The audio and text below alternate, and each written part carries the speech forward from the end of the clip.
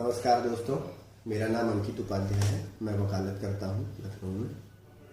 आज का जो हम लोग का टॉपिक है वो ये है कि ज़मीन या फ्लैट खरीदते समय ग्राहकों को किन बातों का ख्याल रखना चाहिए जिससे उनका जो पूंजी है वो डूबे नहीं।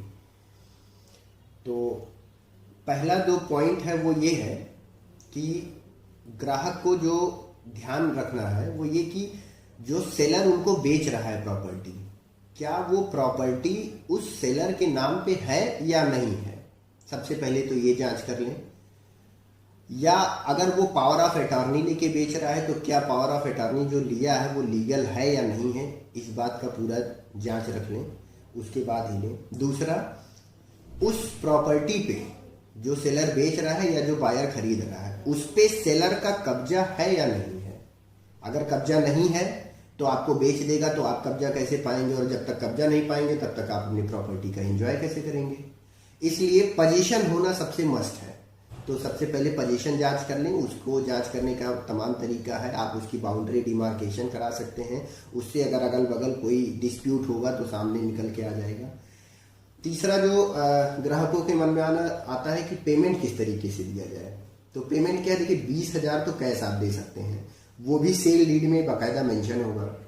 बाकी आप चेक के थ्रू दे सकते हैं, उसमें चेक नंबर मेंशन होगा कि जितना जितना अमाउंट चेक से दे रहे हैं इस चेक नंबर से इतना अमाउंट दिया गया।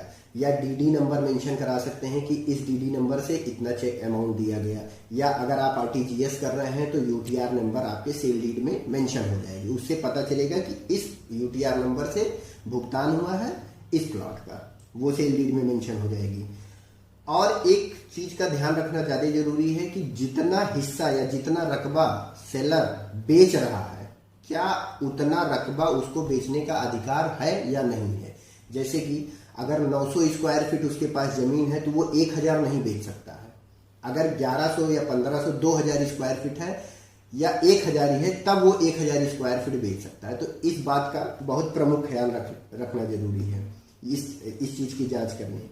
और क्या आता है कि जिस गाटा संख्या से वो आपको रजिस्ट्री कर रहा है, बैनामा कर रहा है, वो गाटा संख्या कहाँ पे मौजूद है।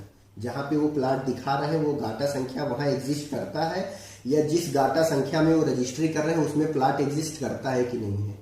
अब आप सोचेंगे कि कैसे इसको जाना जाए, तो इसको जानने का सरल तरीका है, आप वहाँ के तहसील में जाके सरकारी नक्शा देख सकते हैं। सरकारी नक्शा में चक्रोट के माध्यम से आपको पता चल जाएगा। या तो लेखपाल से मिलके उस प्लाट की उस गाटा संख्या की पैमाइश करा सकते हैं।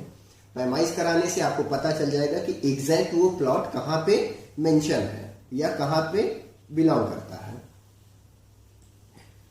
उसके बाद अब एक और बात है कि अगर आप किसी सोसाइटी में या किसी डेवलपर से आप मान लीजिए प्लॉट खरीद रहे हैं, तो वहां पे देखना होता है कि वो जैसे प्लॉट जो सोसाइटी डेवलप किया है वो किसी डेवलपमेंट अथॉरिटी से पास कराया है या नहीं, कि जैसे कि नगर निगम हो गया या जिला पंचायत हो गया या लखनऊ में एलडीए हो गया, गोरखपुर में जीडीए हो गया। वहाँ के डेवलपमेंट अथॉरिटी से वहाँ का नक्शा पास है कि नहीं है, कि कहाँ पे रोड है, कहाँ पे पार्क है, कहाँ पे प्लॉट है, ये सारा नक्शा पास कराना जरूरी है। और उसके बाद जो एक और बात ख्याल रखनी होती है कि उस जो प्रॉपर्टी आप परचेज कर रहे हैं उस पर कोई मुकदमा तो नहीं चल रहा है या मुकदमा तो नहीं पेंडिंग है। अब मुकदमा की पेंडेंसी कैसे पता चलेगी, वो आप न्यायालय में कि वहाँ के किसी लोकल वकील के माध्यम से पता करा सकते हैं। या खतौनी पे कभी कभी मुकदमों का जिक्र चढ़ा रहता है। या कोई लोन है उस प्रॉपर्टी पे कि नहीं, वो भी आप किसी वहाँ के लोकल वकील के माध्यम से मिलके पता लगाया जा सकता है। वहाँ पे लोन है कि नहीं, 60 साल 12 साल निकलवाया जा सकता है। उसके बाद एक जो चीज है आपको ख्याल रखनी है कि जो प्रॉपर्टी आप ले रहे हैं उसका स्टैंप ड्यूटी अच्छे से पे करिए। जैसे अगर कोई प्राइम लोकेशन चार्ज की जमीन है, जैसे कॉर्नर है, पार्क फेसिंग है या मेन रोड पे है, कॉमर्शियल लेन पे है, तो उसका पीएलसी अलग से पड़ता है। पीएलसी मतलब प्राइम लोकेशन चार्ज होता है। वो कहीं पे 10% रहता है, कहीं 5%, कहीं 15%।